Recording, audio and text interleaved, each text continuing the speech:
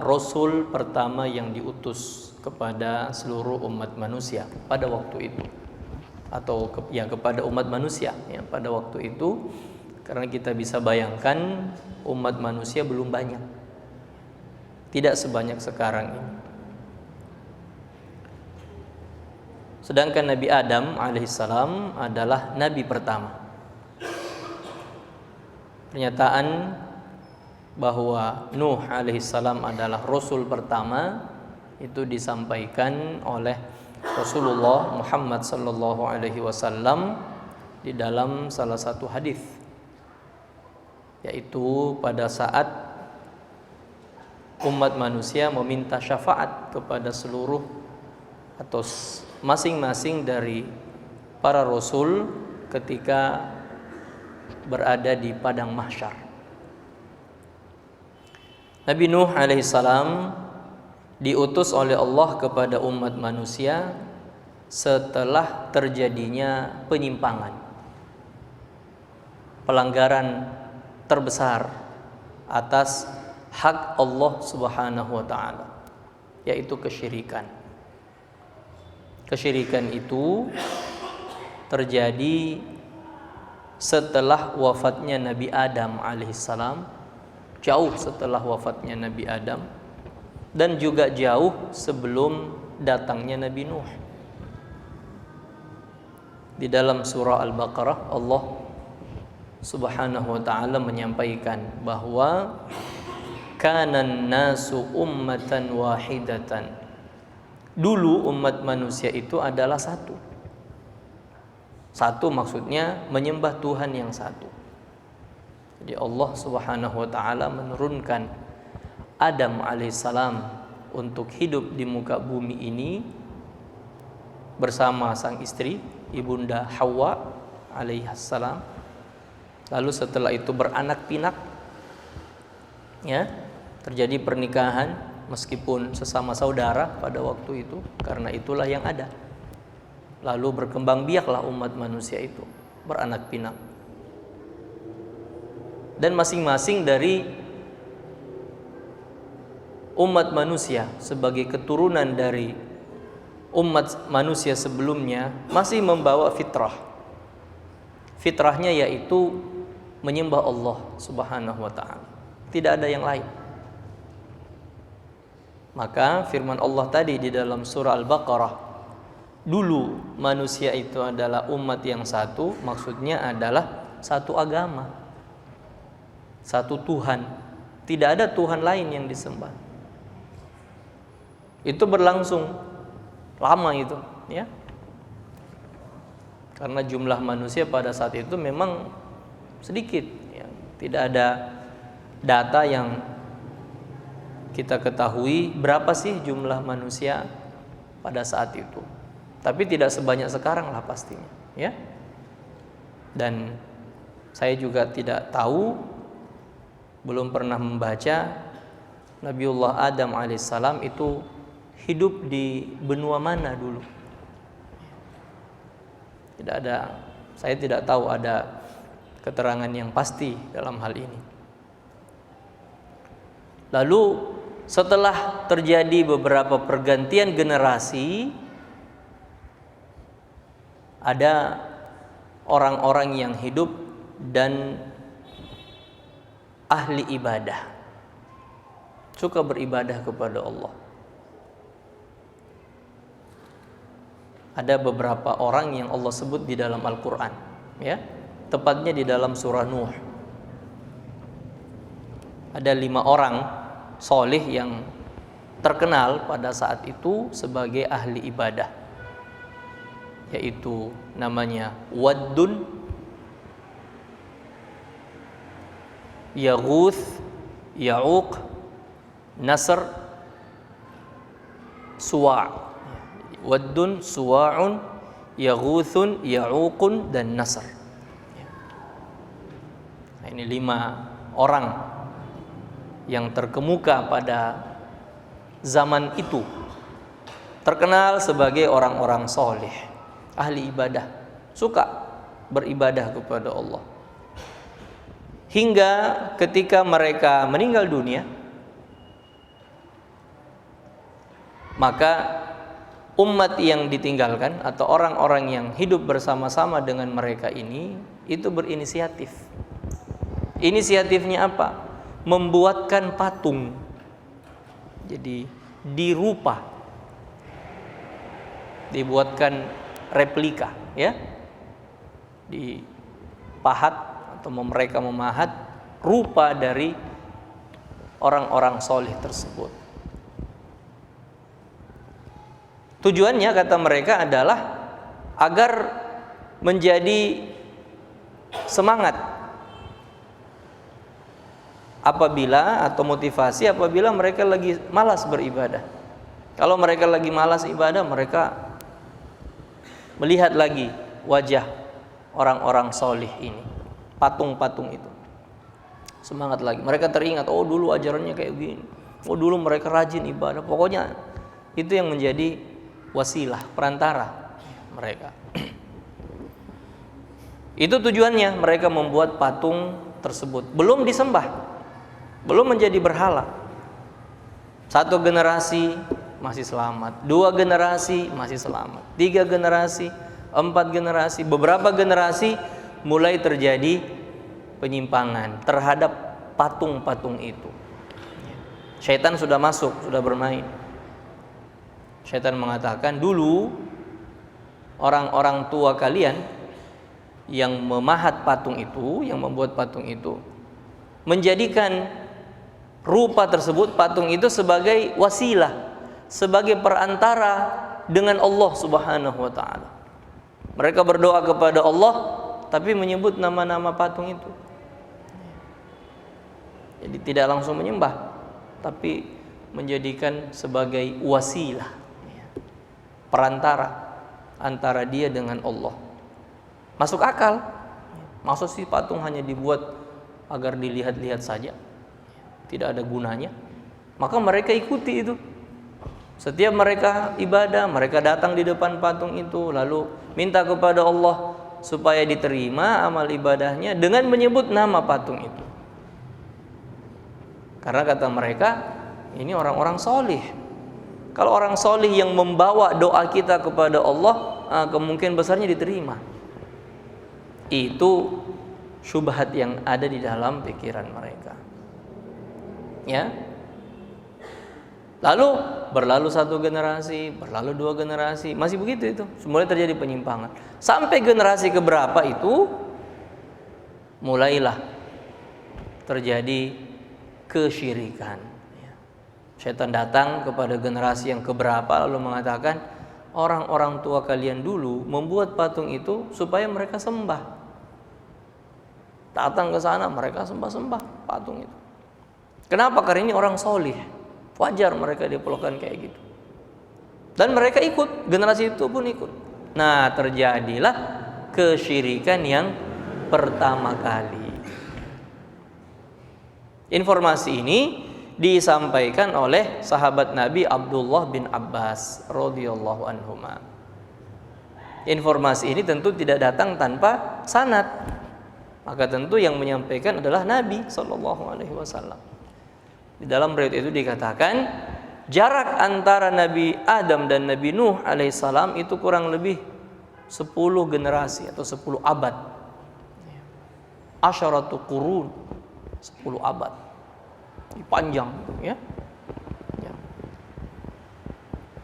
Dan hidup di pertengahan abad-abad itu orang-orang ini, orang-orang solih ini, terjadi kesyirikan. Setelah terjadi kesyirikan, mereka menyembah patung itu hingga akhirnya dianggap berhala, Tuhan sesembahan. Datang generasi berikutnya, datang generasi berikutnya, itu sudah tertanam itu. Ini Tuhan, ini Tuhan, ini Tuhan. Berapa generasi? Hingga akhirnya jatuh dalam kesyirikan. Langsung beberapa generasi. Nah, ketika terjadi kesyirikan untuk beberapa generasi itulah, maka Allah Subhanahu wa taala pun memerintahkan kepada Nuh alaihissalam untuk mengembalikan mereka kepada fitrah, kepada kondisi awal itu. Apa kondisi awal itu? Yaitu mengakui dan menyembah hanya kepada Allah satu-satunya. Nah, itu yang kita sebut sebagai apa? Ajaran tauhid. Ya, ajaran tauhid. Jadi pada awalnya, asalnya umat manusia itu menganut ajaran tauhid. Itu kondisi awal umat manusia hidup di sini, di bumi ini. Itu namanya fitrah, ya. Fitrah pada setiap manusia dan fitrah pada umat manusia. Lalu timbul kesyirikan. Jadi kesyirikan itu adalah perbuatan menyimpang yang datang belakangan. Kondisi awalnya bukan itu. Makanya kalau ada orang musyrik yang mengatakan, nenek-nenek moyang kita dulu juga berbuat kayak begini, salah itu. Nenek-nenek moyang kita dulu tauhid, bukan musyrik. Mereka tidak menyembah berhala, mereka tidak menyembah patung, mereka tidak menyembah pohon, mereka tidak menyembah batu, mereka tidak menyembah apapun. Yang mereka sembah hanya Allah Subhanahu wa taala. Tapi ya begitulah syaitan bermain, buat patung hingga akhirnya jatuh kesyirikan. Nah, maka Nuh alaihissalam diperintah oleh Allah, ayo ajak kembali mereka untuk ajak mereka untuk kembali. Maka Allah bilang di sini, ya, walaqad arsalna Nuhan ila qaumih. Kami telah mengutus Nuh alaihissalam kepada kaumnya sendiri. Inni lakum nadhirun mubin. Wahai kaumku, sesungguhnya aku ini adalah seorang pemberi peringatan, nadhir. Pemberi peringatan yang mubin, yang jelas. Maksudnya saya punya perintah dari Allah. Jadi SK-nya itu dari Allah. Jelas, ya. Di kata mubin itu menunjukkan bahwa Nabi Nuh alaihissalam membawa bukti kepada kaumnya sebagai rasul yang benar. Nah, ini yang kita sebut sebagai apa biasa? Mukjizat. Ya. Setiap nabi itu ada mukjizatnya. Mukjizat itu apa tujuannya? Untuk membuktikan kepada orang yang diutus bahwa ini adalah benar utusan Allah. Buktinya apa? Ya, buktinya dia bisa melakukan sesuatu di luar kebiasaan.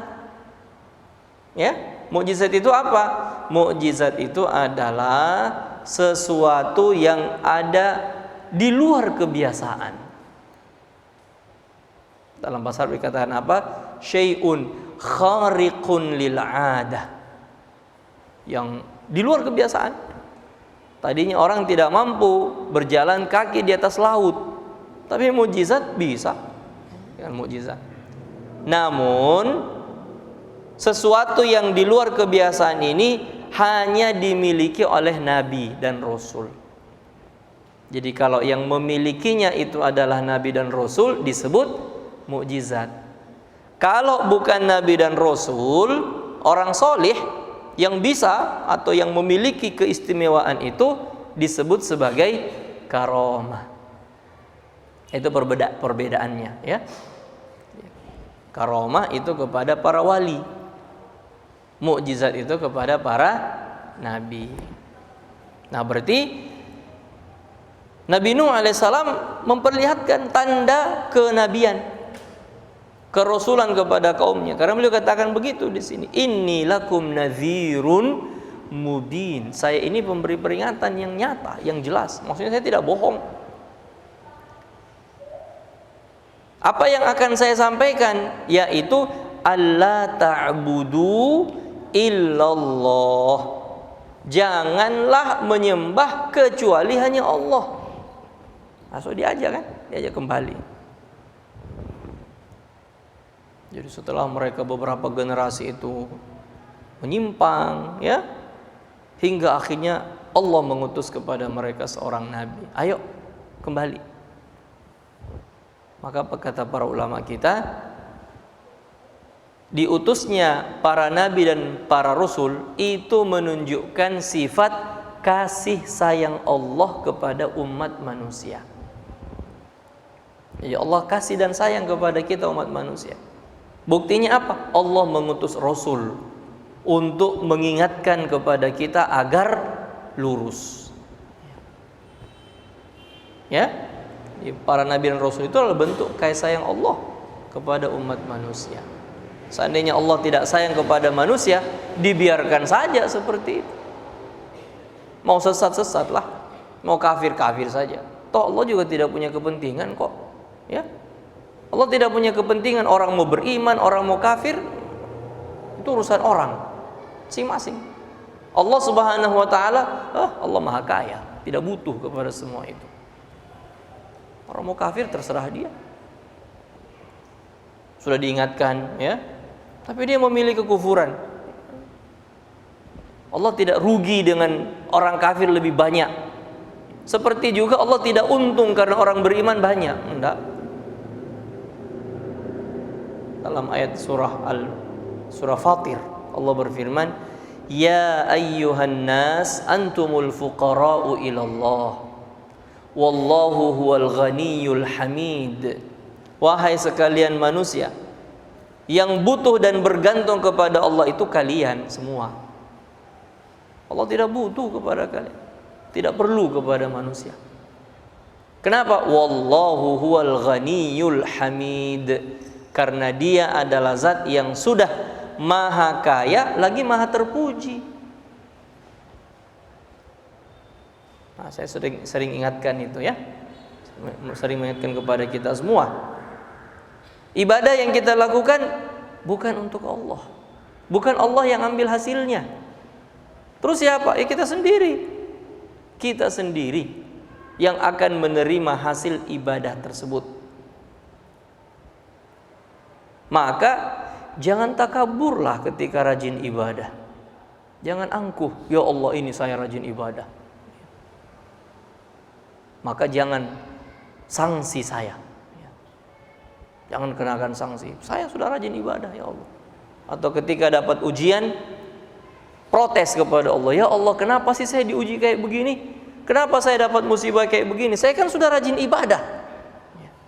Seakan-akan ibadah itu dijadikan sebagai jaminan untuk dia lepas dari ujian. Tidak. Ibadah ya ibadah, diuji tetap diuji. Namanya juga hidup di dunia. Ya. Tidak ada manusia satupun yang tidak diuji oleh Allah. Mau yang rajin ibadah, mau yang rajin maksiat, mau yang orang solih, mau yang orang jahat, sama semua. Semua dapat ujian. Hanya berbeda-beda ujiannya. Tujuannya juga berbeda. Kalau orang kafir diuji itu untuk supaya dia semakin berdosa. Orang beriman diuji justru untuk menggugurkan dosa. Nah, itu bedanya itu. Ya. Jadi kembali ke sini. Allah Subhanahu wa taala mengajak kepada kita semua, ayo beribadah hanya kepada Allah, bukan kepada selain Allah. Jadi ibadah yang kita lakukan itu bukan Allah yang terima hasilnya. Sama juga dengan orang yang suka maksiat. Tidak usah pakai nantang-nantang lah. Arogan di hadapan Allah, ini Allah saya rajin maksiat, sekarang sanksi saya. Tidak usah nantang-nantang. Itu saja sudah siksaan itu. Bermaksiat itu siksaan. Itu sudah siksaan itu. Maka pahamilah bahwa yang bergantung kepada Allah itu adalah kita umat manusia, bukan Allah. Allah tidak butuh kepada kita, tapi Allah sayang kepada kita. Maka karena sayangnya Allah kepada kita, diutuslah para rasul. Ayo ajak manusia supaya beriman, ayo ajak manusia supaya lurus, supaya mereka mau beribadah. Diajak. Itu bentuk sayang Allah kepada kita, itu umat manusia. Kalau Allah tidak sayang, sudah dibiarkan saja kayak gitu. Ya. Dalam ayat Allah bilang begini, "Wa may yushaqiqir rasula min ba'di ma tabayyana lahul huda wa yattabi' ghayra sabilil mu'minina nuwallihi ma tawalla wa nuslihi jahannam wa sa'at masira. Siapa yang suka menyelisihi Rasul setelah mendapatkan ilmu pengetahuan dan petunjuk sebelumnya, lalu mengikuti atau melalui jalan selain orang-orang beriman, kata Allah, nuwallihi ma tawalla. Kalau itu pilihannya, kami biarkan dia di situ. Dia sendiri yang memilih, dia sendiri yang mau. Keterangan jelas sudah ada, petunjuk sudah ada, tapi dia abaikan semuanya. Rasul pun dia lawan, dia tentang, dia memilih jalan orang-orang non mukmin. Kata Allah, nuwallihi ma tawalla. Kami biarkan dia di situ. Silakan. Lalu setelah itu ujungnya wa nuslihi jahannam. Kami ceburkan dia masuk ke dalam neraka jahannam. Wa sa'at masira.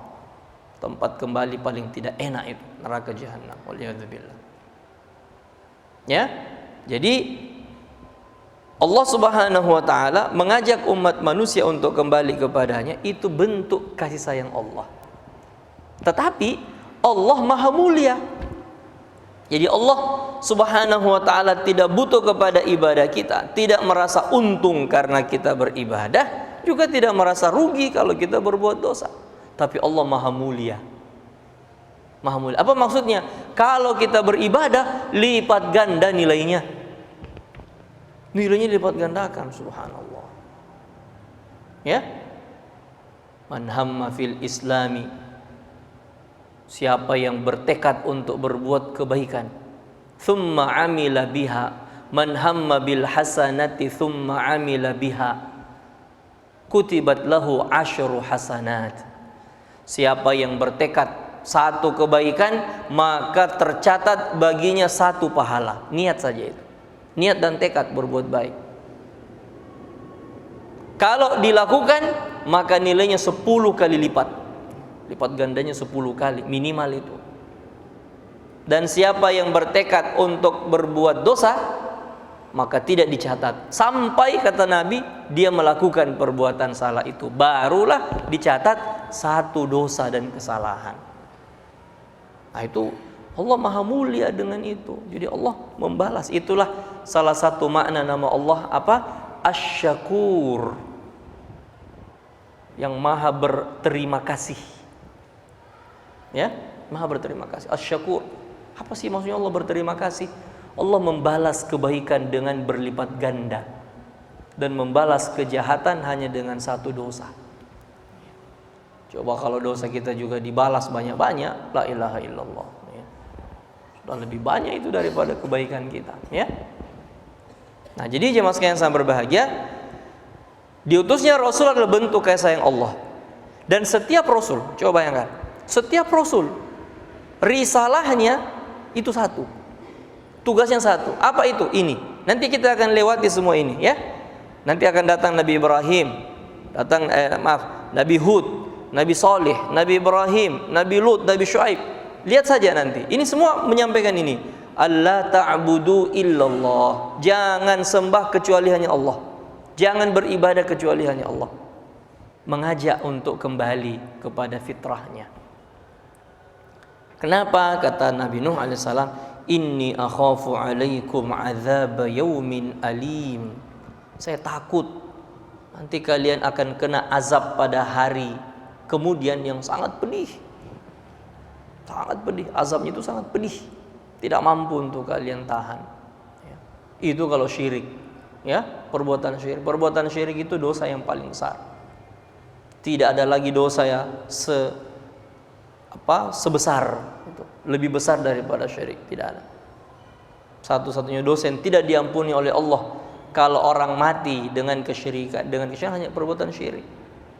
Selebihnya Allah akan ampuni bagi Allah kehendaki, ya, kalau Allah mau. Tapi syirik tidak ada, tertutup sama sekali. Allah bilang dalam Al-Qur'an,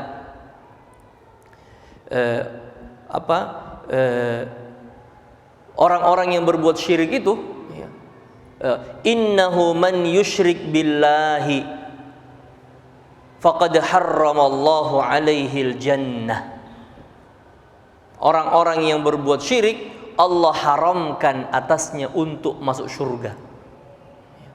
Haram orang musyrik itu masuk surga. Dalam ayat lain Allah mengatakan, "Wala yadkhulunal jannata hatta yalijal jamalu fi sammil khiyat." Orang-orang syirik mustahil masuk surga. Orang-orang musyrik mustahil masuk surga. Seperti mustahilnya sebuah lubang jarum dimasuki oleh seekor onta. Seekor onta yang besar masuk lubang jarum yang kecil, mustahil lah. Sama begitu mustahilnya juga. Nah, jadi perbuatan syirik itu perbuatan yang sangat berbahaya. Maka setiap rasul diutus untuk menyampaikan risalah itu. Ya, misi itu misi yang sama. Diajak kembali kepada Allah, diingatkan tentang hari pembalasan. Ternyata kaumnya tidak mau ikut. Faqala al-mala'u alladhina kafaru min qaumih.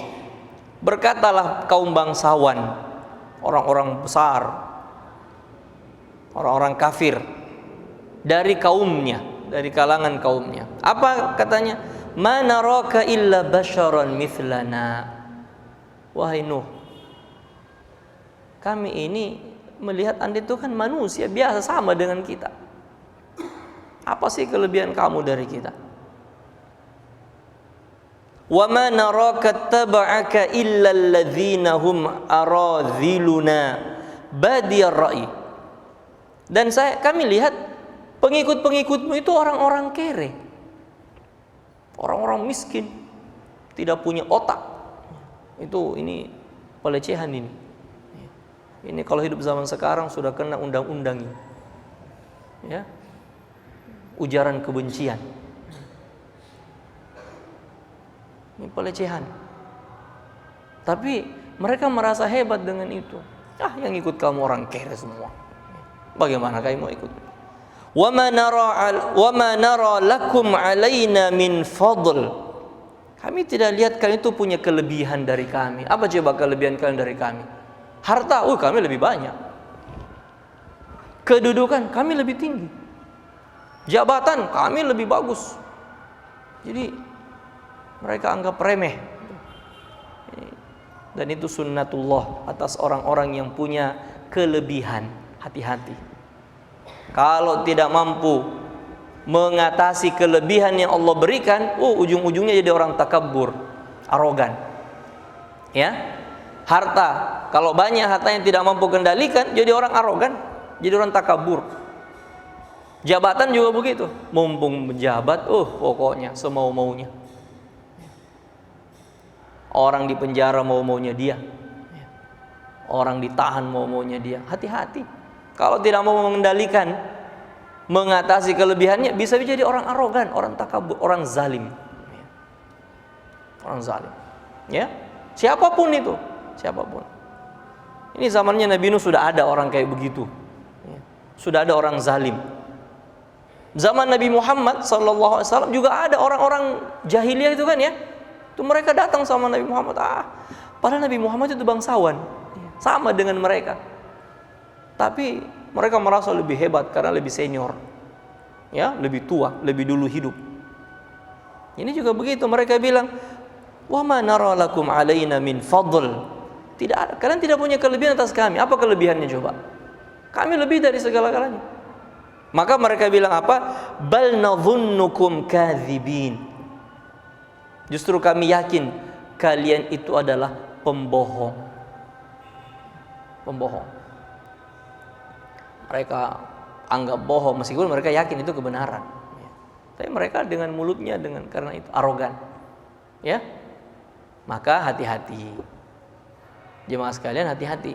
Punya harta lebih dari orang lain, punya jabatan sekarang ini, punya fasilitas dunia yang bagus, punya pekerjaan, punya kendaraan, hati-hati saja. Kenapa harus hati-hati? Anda lebih tinggi daripada semua itu. Jiwa mukmin yang merdeka itu lebih besar daripada dunia, apapun itu besarnya. Jangan kita yang dikontrol dan disetir oleh dunia. Jangan dunia mengendalikan kita. Mentang-mentang hartanya banyak, hartanya yang menyetir dia. jabatannya tinggi, jabatannya menyetir dia. Jangan. Anda lebih tinggi daripada itu.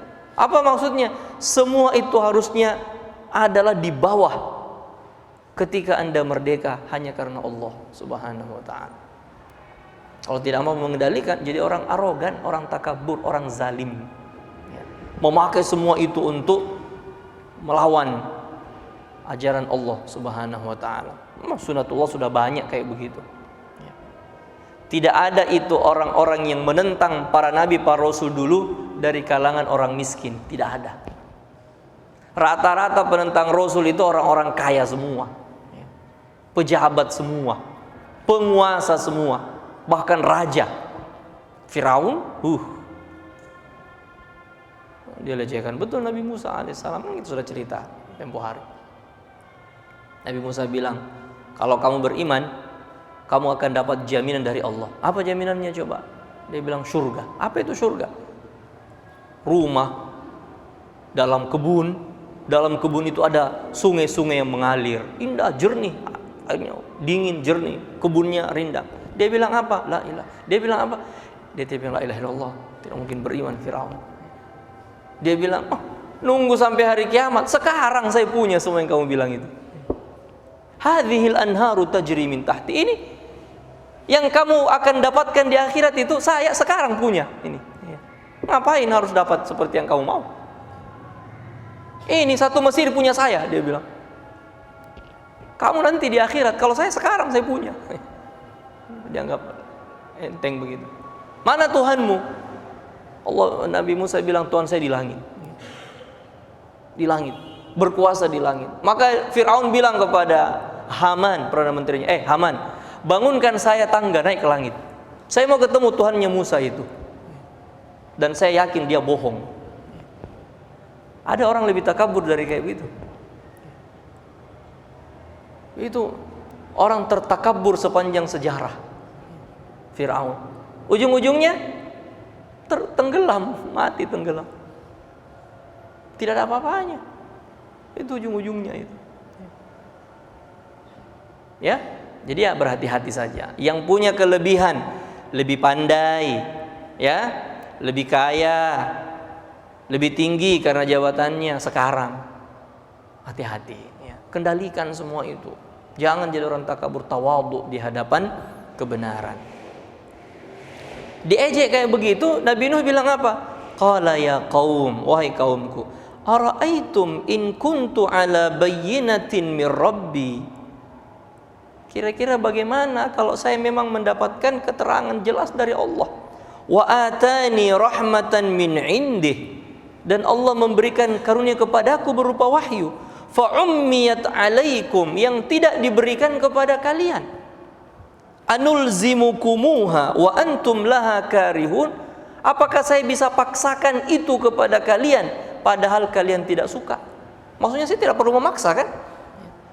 Saya tidak perlu memaksa kalian. Saya hanya mengajak.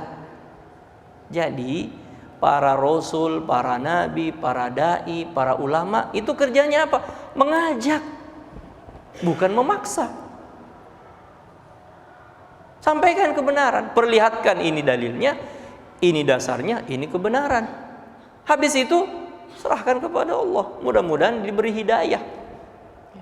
Tapi paksa-paksa orang, iman itu bukan paksaan. Kecuali kalau Anda punya kekuasaan atasnya, bisa dikondisikan, ya, bisa dikondisikan. Maka yang namanya kelebihan itu di sini kalau ayat 28 ini Nabi Nuh mengatakan kelebihan itu bukan kelebihan duniawi yang saya miliki. Yang saya miliki itu lebih besar daripada itu. Apa itu? Hidayah. Hidayah itu lebih mahal daripada dunia. Oke lah, kalian bisa lebih kaya, kalian pejabat, kalian lebih pintar, kalian lebih segala-galanya, tapi itu dunia. Saya punya lebih daripada itu. Apa itu? Bayyinatun mir rabbi wa atani rahmah. Saya dapat hidayah, saya dapat wahyu. Itu lebih berharga daripada yang kamu punya. Tapi mereka tidak tangkap itu, tidak sampai pikirannya ke sana. Akhirnya mereka mengukur orang dengan dunia. Ya, jadi konsep dan prinsip kapitalisme itu mengukur orang dengan materi sudah ada sejak zaman dulu. Ya, dan itu adalah prinsip yang salah. Karena mengukur orang dengan materi, kalau bajunya bagus, kendaraannya mewah, pakaiannya rapi, ya, baju, celana, jas, sepatu mengkilap, oh orang kaya ini, ya. Ini orang terhormat ini. Tapi kalau lihat orang bajunya sederhana, ya, pakai sarung, sandal jepit, pakai songkonya sudah songko putih tapi sudah berwarna agak kecoklatan sedikit, orang miskin ini. Mengukur orang dengan penampilan, dulu pada zaman Nabi ada kayak begitu, ya. Nabi duduk sama sahabat, lewat orang kaya kelihatan. Nabi tanya, bagaimana pendapat kalian tentang orang kaya yang barusan lewat? Kata mereka, ya Rasulullah, orang itu orang hebat. Dia kalau melamar tidak mungkin ditolak. Tidak ada yang mau tolak dia, orang kaya. Habis itu lewat orang kere. Nabi tanya, kalau ini bagaimana? Ya, kalau ini ya Rasulullah, tidak ada yang mau terima. Dia melamar kemanapun, tidak ada yang mau kesini ke anaknya sama dia. Apa kata Nabi? 100 orang yang tadi, ya, itu kalah sama 1 orang yang barusan ini. 100 orang yang tadi. Bahkan bukan 100 orang. Sebanyak manusia di bumi masih lebih bagus yang ini, yang barusan lewat ini. Jadi orang-orang dulu itu sampai orang-orang sekarang, ya, mengukur dengan materi, mengukur dengan kekayaan, itu kita bilang itu sudah ketinggalan zaman. Ya. Mengukur orang itu dengan apa? Dengan keimanannya, dengan ketakwaannya, rajin ibadah, ya, rajin baca Quran. Kalau sekarang kita mengukur orang dengan apa? Hafalan Qurannya. Tanya berapa hafalannya? Kalau dia bilang hafalan saya surah-surah pendek, oh berarti ketinggalan zaman itu. Itu berarti apa itu? Tidak update. Ya. Tapi kalau dia bilang hafalan saya sudah 10 juz, masya Allah itu hebat itu. Ya. Tapi kalau dia bilang hafalan saya 31 juz, itu keterlaluan itu. Ya. Jadi berbangga dengan apa? Dengan agama. Harusnya bangga dengan agama. Ya. Meskipun jangan pamer, ya. Saya tadi masya Allah sholat sunat saya 12 rakaat, ya, 1 hari. Nabi bilang kan 12 rakaat dapat di surga, ya, dapat rumah di surga. Ya. Tidak usah pamer kalau yang begitu. Saya alhamdulillah puasa Senin Kamis. Ya. Makanya kalau cari saya hari Senin jangan cari di rumah, cari di masjid kalau menjelang maghrib. Saya buka di sana itu. Ya. Jangan, tidak perlu pamer kalau begitu. Tapi kita yang mengukur orang, ukur orang dengan agamanya, jangan dengan hartanya. Ya, itu prinsip jahiliyah itu yang kayak gitu. Demikian jamaah sekalian yang berbahagia kajian kita pada malam hari ini. Semoga bermanfaat. Hadanallahu wa iyyakum ajma'in. Subhanakallahumma bihamdika asyhadu an la ilaha illa anta astaghfiruka wa atubu ilaik. Wassalamualaikum warahmatullahi wabarakatuh.